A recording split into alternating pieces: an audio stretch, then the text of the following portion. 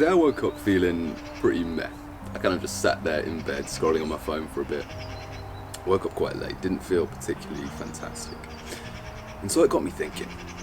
And what I want to sort of do today is record a very real video where I just sort of go through the process of me trying to go from, well, feeling a bit meh to feeling better.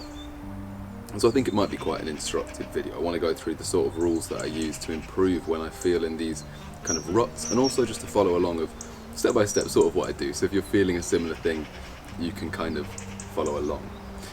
But it kind of got me thinking, and it's this concept that I think is very important inside of self-improvement, and it's this idea of cycles, I like to call them.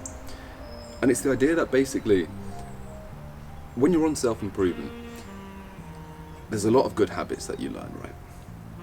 You learn to meditate, you learn to take cold showers, to do exercise, to do all of these things that make you feel great. And so, as a result, you do feel fantastic.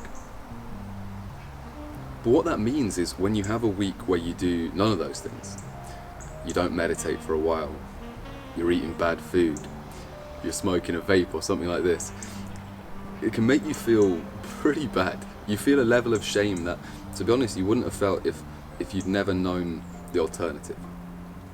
So it's this idea of cycles, right? We go through these cycles on self-improvement where some weeks are good and some weeks are bad.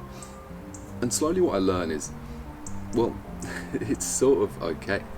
I mean, this is how life kind of works. You need to have these worse weeks so that you can have the better weeks. And that just kind of got me thinking. But anyway, the first rule of self-improvement that I wanted to talk about is this idea of when things go bad, double down.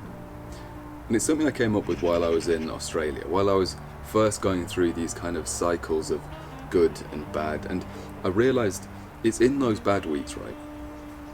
It's where you've had these 5-6 days where you've not really done much, that's when you need to double down. When things feel the hardest to do in a way, that's when you double down. When you meditate for twice as long, you take a cold shower for twice as long, you work out even harder. So that's rule number one. When things go bad, double down. So the next rule doesn't really have a name, but it's the question, what do I need to do? And it's an important one, maybe the most important part of getting out of a rut. When we're in these ruts, a lot of what we ask ourselves is, what do I want to do? And that's a big part of why they feel so shit. So step back, look around and ask yourself, what needs to be done? It can be really simple, stuff like clean your room, make your bed, eat some good food, shave, take a shower. The things that get swept under the rug when we're not feeling productive, but that are the most important in making us feel human. It sounds kind of strange, but there's real power in just getting your shit together physically. When your space is tidy, when your body and face are clean, it clears out the mind as well. It's a visual representation that you're okay and things are getting better again. So that's the next rule. Order the kingdom. Look around and ask yourself, what needs to be done?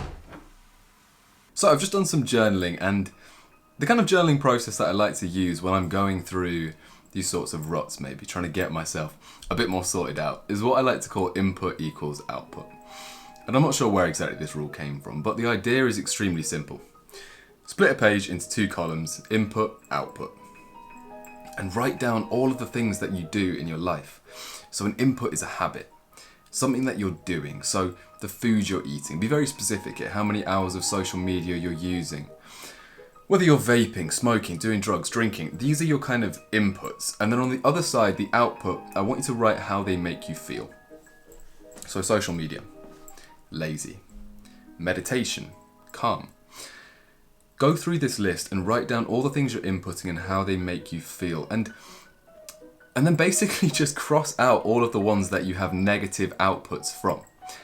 And this sounds kind of stupid, maybe a bit self-explanatory even, but I always find that literally just listing these things out, being able to visualize what things you sort of need to change, goes a long way in sorting yourself out. Because I mean, it's kind of a overly simplified maybe thing, but what I always say is, if you're inputting good stuff and you're not inputting bad stuff, you will generally feel pretty good. There's this idea in ancient Greek philosophy called thumos, which means like an internal fire, a flame inside of your belly that keeps you going. that kind of grounds you and gives you an energy and a life force. And it's these good inputs that fuel that fire, and the negative inputs that are extinguishing it. So list out the things that you're inputting and just spend some time thinking about maybe even what other things you could input. Think about times you were happy in your life. What were you doing? Were you reading, meditating, taking cold showers, doing Wim Hof breathing, whatever? Write down the things that you were doing when you were in those good periods, and maybe try and incorporate those, try and implement them somewhat. And then also, and this might be kind of obvious, but make sure some of your inputs are things that you actually love. And I feel like a lot of the time on this sort of self-improvement journey, a lot of these self-improvement channels, they have this tendency to ignore or at least forego pleasure and joy inside of your life. They're very focused on these habits that are productive and these perfect daily routines that essentially involve just having very productive days. And there is something to be said for that. And I'm not going against it completely, but things like playing a guitar are very important. And it's something that I realise when I haven't played a guitar for a few days, and I mean insert something else, reading a book, whatever. But when you don't do these things that actually bring you just joy for the sake of joy, not for some degree of productivity, you really miss out. Another way to do that is through socialising, through meeting people. And again, another important thing, and this is kind of a bit of a tangent, but we have this big thing in self-improvement, right? Monk mode. A lot of people talk about monk mode. Shut yourself away for 6 months, come back unrecognisable. All of these videos that you've seen. And I'm sorry, man, they're not good. This isn't the way you live your life. You live your life with community, with people around you. And this kind of brings me into a bit of a plug here. So I'm going to plug my community, but basically we have a paid community on School. It costs $10 a month, so go and join that if you're interested in self-improvement, in philosophy. We do a couple of group calls on there every week. We do a weekly lecture as well where we discuss a more in-depth self-improvement topic. We have debate clubs, book clubs where we all read the same book and talk about it at the end of the month. So if you're interested in these kinds of things, definitely join the society. But if not even, just going out with your friends. Just go out with your friends, just talk to people. Make sure some of the things that you're inputting purely because you enjoy them. And then next, and it's another sort of thing to journal on, but it's this framework of 1-1-5-10.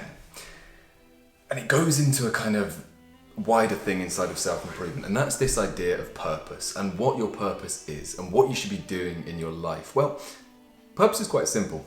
And people overcomplicate it a lot. And by the way, it might be quite echoey in here, but people overcomplicate purpose a lot.